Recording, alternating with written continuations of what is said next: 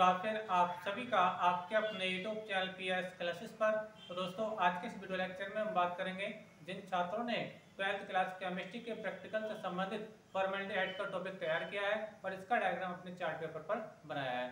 तो उन छात्रों से एग्जामिनर द्वारा वाइवा में कौन कौन से सवाल पूछे जाएंगे, ठीक है, और आप लोगों को उन सवालों का किस प्रकार से जवाब देना होगा ताकि आपके प्रैक्टिकल में पूरे नंबर मिल सकें। तो आज के इस वीडियो लेक्चर में बच्चों हम यही आपको बताने वाले हैं। आज हम बताएंगे बच्चों आपके टॉपिक यानी फॉर्मेल्डिहाइड से एग्जामिनर द्वारा वाइवा में आप लोगों से कौन कौन से सवाल पूछे जाएंगे और आप उन क्वेश्चन में किस प्रकार उनको आप जवाब देंगे। तो चलिए शुरुआत करते हैं वीडियो लेक्चर की। एक बार मैं आपको बताता चलूं बच्चों, इस टॉपिक से एग्जामिनर द्वारा वाइवा में जितने संभव सवाल पूछे जाएंगे उन सवालों को समय बचाने के लिए मैंने स्क्रीन पर लिख रखा है, ठीक है। अब मैं बारी बारी से इनको पढ़ूंगा और एक एक सवाल का हाथ आपको आंसर बताता चलूंगा। वीडियो लेक्चर पूरा देखेंगे, आपको विश्वास दिलाता हूँ आपके वाइवा में पूरे के पूरे नंबर आएंगे, एक भी नंबर मिस नहीं होगा। बस आप लोगों से विशेष रिक्वेस्ट ये है कि वीडियो लेक्चर को पूरा जरूर देखें। चलते हैं, शुरुआत करते हैं।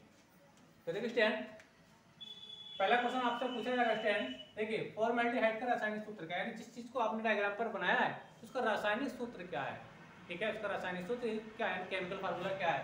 तो देखिए स्टूडेंट, आप जानते होंगे और नहीं जानते हो देख लेंगे कि फॉर्मेल्डिहाइड का रासायनिक सूत्र होता है बच्चों, क्या होता है HCHO, क्या होता है HCHO होता है बच्चों। ये क्या बच्चों, इसका रासायनिक सूत्र फॉर्मेल्डिहाइड का क्या होता है बच्चों, HCHO।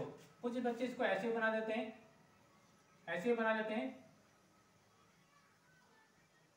ये। तो बच्चों ये भी फॉर्मेल्डिहाइड है, ये भी फॉर्मेल्डिहाइड है। इसमें मैंने कुछ नहीं किया, इसमें कार्बन और ऑक्सीजन के बीच डबल बॉन्ड होता है, वही मैंने दिखाने का प्रयास किया है, ठीक है। बस हमको तो आपको पता होना चाहिए फॉर्मेल्डिहाइड का जो रासायनिक सूत्र होता है, केमिकल फार्मूला होता है, क्या होता है HCHO होता है, ठीक है। बस आप लोगों को या फिर इसको आप ऐसे भी लिखकर आप उनको बता सकते हैं, ठीक है। अच्छा, सेकंड क्वेश्चन बच्चों आपसे पूछा क्या जा सकता है, फॉर्मेल्डिहाइड का क्रियात्मक समूह क्या होता है, यानी फंक्शनल ग्रुप क्या होता है, कहां से रिएक्शन करता है फॉर्मेल्डिहाइड, ठीक है। तो हमें क्रियात्मक समूह बता रहा है किसका, फॉर्मेल्डिहाइड का, ठीक है।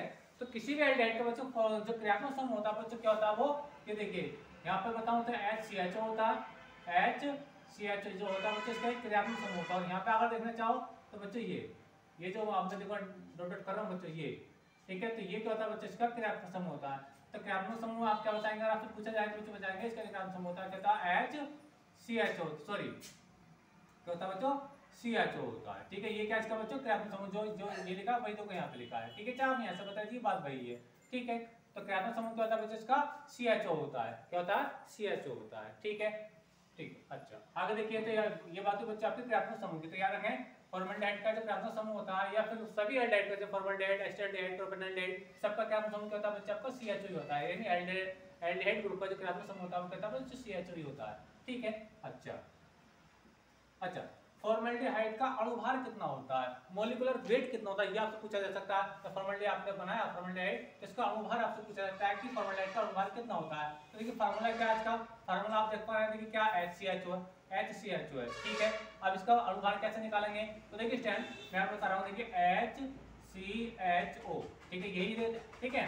अभी अणुभार कैसे निकालते हैं, देखिए हाइड्रोजन कितने हैं, हाइड्रोजन इसके अंदर दो हाइड्रोजन, एक हाइड्रोजन ये एक ये, तो दो हाइड्रोजन है। तो हाइड्रोजन का परमाणु भार होता है बच्चों एक होता है, लेकिन हाइड्रोजन के एटम कितने बच्चे, दो एटम, तो दो हो जाएंगे, ठीक है, प्लस, ठीक है। अच्छा कार्बन बच्चों एक ही है, कार्बन का परमाणु भार कितना होता है बच्चों, 12 होता है, कितना होता है 12, ठीक है। और आपका जो बच्चों ऑक्सीजन है उसका कितना होता है, 16 होता है, कितना होता है 16, ठीक है। अब इसको सब के लिए 2 × 2 प्लस 12 प्लस बच्चों 16, ठीक है। अब इसको आप जोड़ लीजिए कितना हो गया, तो 12 तो कितना हो गया, 14 हो गया, ठीक है। 14 में आप 16 जोड़ लीजिए, 14 प्लस 16, ठीक है, ऐड कर लीजिए इसको, कितना जाएगा, 4 × 6 = 10 0, हाथ चलो गए, तो कितना हो गया बच्चों, 30 हो गया, क्या हो गया 30, यानी फॉर्मेल्डिहाइड का जो अणुभार होगा बच्चों कितना हो गया 30। आप डायरेक्ट आपको बता सकते हैं, ठीक है, आपको निकालना नहीं पूछा जाएगा, तो डायरेक्ट पूछा जाएगा फॉर्मेल्डिहाइड का अणुभार कितना होता है, तो आपको बताएंगे बच्चों 30 बताएंगे। कैसे बताते मैंने आपको बताया स्टैंड, ठीक है, क्योंकि इसमें इसके फार्मूले में दो हाइड्रोजन के अणु आ रहे हैं, तो हाइड्रोजन का परमाणु भार होता है बच्चों 1 की गुणा 2 से करा देंगे, ठीक है। बस में आप लोग को कार्बन का परमाणु भार होता है 12 और ऑक्सीजन का होता है 16, बस में आप लोग को, ठीक है, तो 2 × 2 हो जाएगा, ठीक है। अब इनको सारे को जब ऐड करेंगे तो बच्चों कितना आएगा, तो आपका 30 आ जाएगा, ठीक है। तो फॉर्मेल्डिहाइड का अणुभार कितना होता है बच्चों आपका 30 होता है, ठीक है। अच्छा अब बात करते हैं इसके, देखिए स्टूडेंट ये हाँ फॉर्मेल्डिहाइड का ये बहुत इंपॉर्टेंट सवाल है, ये आपसे जरूर पूछा जाएगा, फॉर्मेल्डिहाइड का IUPAC नाम क्या होता है, और इसकी फुल फॉर्म भी पूछ ली जाती है कभी कभी, आईयूपीएसी की फुल फॉर्म भी पूछ ली जाती है। आइए बताऊंगा, पहले इसका आईयूपीएसी नाम बता दूं। तो फॉर्मल्डिहाइड का आईयूपीएसी नाम जो होता है बच्चों क्या होता है, मेथेनॉल होता है। क्या होता है, मेथेनॉल होता है। लिख लें इस चीज को अभी, फॉर्मल्डिहाइड का जो आईयूपीएसी नाम होता है बच्चों मेथेनॉल होता है। क्या होता है बच्चों, मेथेनॉल होता है। ठीक है, वैसे हम लोग को ठीक है, अगर इसकी फुल फॉर्म आपसे पूछी जाए बच्चों, फुल फॉर्म आपसे पूछा जाए तो बताएंगे क्या, इंटरनेशनल प्योर एप्लाइड, देखिए international union pure applied chemistry, याद रखें। आईयूपीएसी की आपसे फुल फॉर्म पूछ जाते कहते आई से इंटरनेशनल, यू से यूनियन, पी से प्योर, ए से अप्लाइड, सी से केमिस्ट्री। तो क्या बनेगी full form, international union applied pure applied chemistry. ठीक है, आप इसकी फुल फॉर्म भी बता सकते हैं अगर आपसे पूछी जाए तो। ठीक है, और आपका जो फॉर्मल्डिहाइड का जो आईयूपीएसी नाम होता है क्या होता है, मेथेनॉल होता है। क्या होता है, मेथेनॉल होता है। ठीक है, अच्छा आगे बात करेंगे, देखिए फॉर्मेलिन। क्या देखिए फॉर्मेलिन, देखिए बात करेंगे यहाँ पे फॉर्मेलिन क्या होता है, ये बहुत इंपॉर्टेंट सवाल है। कई बार शॉर्ट क्वेश्चन में आपसे बोर्ड में भी पूछा गया है कि फॉर्मेलिन क्या होता है, फॉर्मेलिन क्या होता है। ठीक है, तो बच्चों फॉर्मेलिन जो होता है वो फॉर्मल्डिहाइड का HCHO का जो बच्चों 40% विलयन होता है, 40% जलीय विलयन क्या कहलाता है, फॉर्मेलिन क्या कहलाता है, फॉर्मेलिन कहलाता है। कैसे आप जवाब देंगे, फॉर्मेलिन क्या होता है आप बताएंगे, फॉर्मल्डिहाइड का 40% विलयन, 40% विलयन क्या कहलाता है बच्चों, फॉर्मेलिन कहलाता है। इसका मतलब क्या है, मान लीजिए वाटर के अंदर आपका फॉर्मल्डिहाइड घुला हुआ है। ठीक है, तो वाटर के अंदर फॉर्मल्डिहाइड रहेगा बच्चों कितना रहेगा, 40% रहेगा। कितना रहेगा, 40% रहेगा, और 60% कौन रहेगा, आपका जल रहेगा। ठीक है, तो ऐसा विलयन जिसके जलीय विलयन में फॉर्मल्डिहाइड कितना रहता है, 40% रहता है, तो वो विलयन क्या कहलाता है आपको, फॉर्मेलिन कहलाता है। क्या कहलाता है, फॉर्मेलिन कहलाता है। ठीक है, समझ आ गया आप लोगों को, दोनों बहुत अच्छे सवाल है, याद रखना। ठीक है, आगे बात करेंगे फॉर्मल्डिहाइड बनाने की कोई एक रासायनिक समीकरण।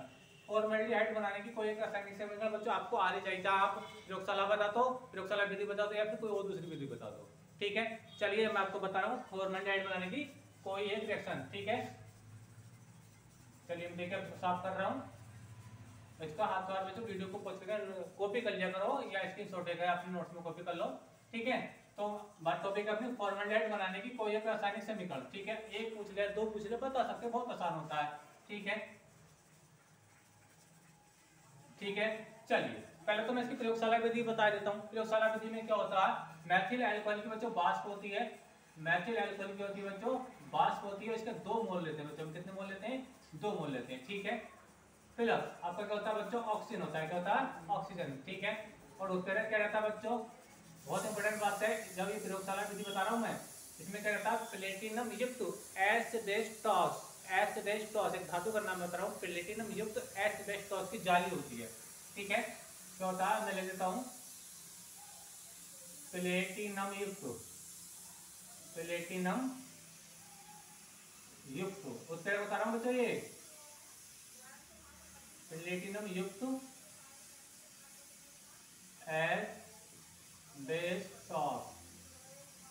एस्बेस्टॉस की जाली होती है। क्या होती है बच्चों, जाली होती है। ठीक है, यानी जब मैथिल एल्कोहल की बात को, जब मैथिल एल्कोहल की बात को, ठीक है, वायु के साथ यानी वायु के साथ मिलाएंगे तो उनका मिश्रण बन जाएगा, किसका, मैथिल एल्कोहल की बात का, और वायु का मिश्रण जो हो जाएगा उसको हम कहाँ पर, हम उसको कहाँ प्रोवाइड कराते हैं, प्लेटिनम युक्त एस्बेस्टॉस की जाली पर जब उसको प्रोवाइड कराते हैं। ठीक है, तो आपको आपका बनता है, आपका फॉर्मल्डिहाइड बनता है, यानी HCHO बनता है। क्या बनता है, HCHO से 2 मोल बनते हैं, और यहाँ पे वाटर के 2 मोलिक्यूल बच्चों अलग हो जाते हैं।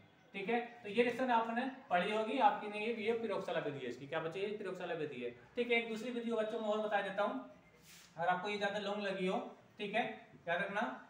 तो अगर तो इसको शॉर्ट विधि बता दें भाई, ये फॉर्मल्डिहाइड है, यानी सॉरी मान लीजिए फॉर्मिक अम्ल है, ये माफ कीजिए मैथिल अल्कोहल है, यानी मेथेनॉल है। ठीक है, कॉपर की उपस्थिति में बच्चों इसको अगर आप 300 डिग्री सेंटीग्रेड पर गर्म करेंगे, ठीक है, तो इससे H2 गैस अलग हो जाती है, H2 गैस यहाँ से बच्चों अलग हो जाती है। ठीक है, और यहाँ से बन जाता है आपका HCHO बनता है, HCHO बनता है। ठीक है, और ये भी क्रिया क्या करती है बच्चों, विहाइड्रोजनीकरण कहलाती है। इसमें भी देखो फॉर्मल्डिहाइड बनना है। ठीक है, तो ये अलग रासायनिक समीकरण फॉर्मल्डिहाइड बनाने के, जबकि ये जो मैंने आपको बताया ये इसकी प्रयोगशाला विधि है। तो दोनों विधियों में जो क्या बन रहा है, फॉर्मल्डिहाइड ही बन रहा है। बस में आप लोगों को ठीक है, समझ में आ गया होगा आप लोगों को। ठीक है, तो कोई सा रिएक्शन इसमें बता सकते हैं आप लोग। ठीक है, अच्छा अब देखिए स्टैंड अगला क्या है, फॉर्मल्डिहाइड का उपयोग क्या है, यानी जिस चीज को आपने बनाया उसका यूज क्या है, फॉर्मल्डिहाइड का यूज क्या है आपको पता होना चाहिए। ठीक है, तो मैं बता रहा हूँ कि सबसे अच्छा जो इसका उपयोग है, बेकेलाइट एक प्लास्टिक होता है, बेकेलाइट नामक प्लास्टिक बनाने में होता है। दूसरा होता है इसका चमड़ा उद्योग में इसका यूज करते हैं। ठीक है, तीसरा यूरोट्रोपिन जब बनाते हैं तो इसका यूज होता है। यूरोट्रोपिन कैसे बनता है, जब फॉर्मल्डिहाइड की अभिक्रिया अमोनिया से कराते हैं, किससे बच्चों, अमोनिया से, तो क्या बनता है बच्चों आपका यूरोट्रोपिन बनता है। इसका जो नाम है हेक्सामेथिलीन टेट्राएमीन। चलिए मैं आपको बनाकर दिखा रहा हूँ चीज को। ठीक है, तो इसके उपयोग में आपको बता रहा हूँ, इसको आप नोट कर चुके होंगे। ठीक है, साफ कराने की चीज को देखिए क्या बता रहा था, देखिए फॉर्मल्डिहाइड बनाने, ये तो हो गया फॉर्मल्डिहाइड के उपयोग। पहला उपयोग मैं आपको बता रहा हूँ, देखिए चमड़ा बनाने में, चमड़ा बनाने में, याद रख लें, चमड़ा उद्योग में चमड़ा बनाने में होता है। दूसरा होता है बच्चों बेकेलाइट बनाने में, बेकेलाइट ये प्लास्टिक का नाम है। ठीक है, बनाने में। ठीक है, तीसरा बच्चा आपका यूरोट्रोपिन बनाने में, यूरोट्रोपिन बहुत इंपॉर्टेंट है, ये एक औषधि है जो मूत्र रोग के अंदर ये काम करती है ना, यूरोट्रोपिन बनाने में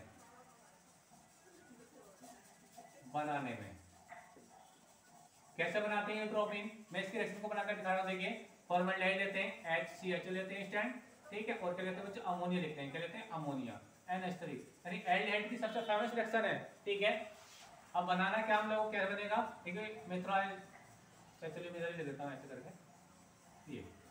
ठीक है, तो बच्चे इसके मोल ले लेते हैं हम 6 लेते हैं, और इसके लेते हैं बच्चे हम 4 मोल लेते हैं, कितने लेते हैं, 4 मोल लेते हैं।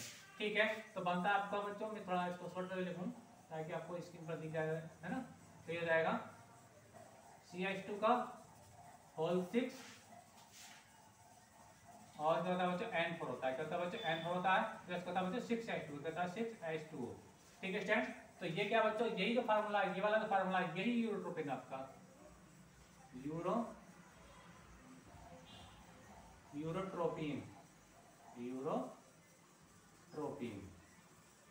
ठीक है, जिसका दूसरा भी नाम है, मैं लिख रहा हूँ हेक्सामेथिलीन, क्योंकि 6 आ रहा है ना, 6 के लिए हेक्सा बोलते हैं, एक कार्बन है तो मेथ आ रहा है, हेक्सामेथिलीन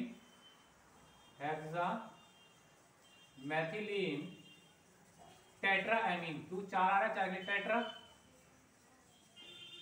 टेट्राएमीन। ठीक है, यानी ये इसी का नाम है, यूरोट्रोपिन का ही नाम है। बात है आप लोगों को, चाहे तो आप यूरोट्रोपिन बता दीजिए, चाहे हेक्सामेथिलीन टेट्राएमीन कह दीजिए। याद रखें, ये कई बार एग्जाम में पूछा भी गया है कि कैसे प्राप्त करते हैं फॉर्मल्डिहाइड से यूरोट्रोपिन, या ऐसे पूछा था क्या होता है जब फॉर्मल्डिहाइड की अभिक्रिया अमोनिया से कराते हैं, तो क्या बनता है, यूरोट्रोपिन या हेक्सामेथिलीन टेट्राएमीन बनता है। ठीक है स्टूडेंट, अच्छा आगे देखिए, प्रयोगशाला में फॉर्मल्डिहाइड बनाते समय किस उत्प्रेरक का यूज करते हैं, प्रयोगशाला में फॉर्मल्डिहाइड बनाते समय किस उत्प्रेरक का प्रयोग करते हैं। तो अभी मैंने आपको क्या बताया था, प्लेटिनम युक्त बताया था आपको, तो इसका आंसर बता रहा हूँ, प्लेटिनम युक्त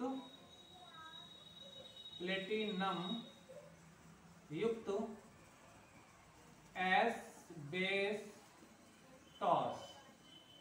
की जाली, ठीक है, एक धातु होती है उसकी जाली होती है, एक तो युक्त उत्प्रेरक होता है। ठीक है, और इसकी देखो जब इसको यूज करते हैं तो हम अभिक्रिया में तापमान रखते हैं बच्चों 200 से 250 डिग्री सेल्सियस रखते हैं, कितना रखते हैं, 200 से 250 डिग्री सेल्सियस रखते हैं।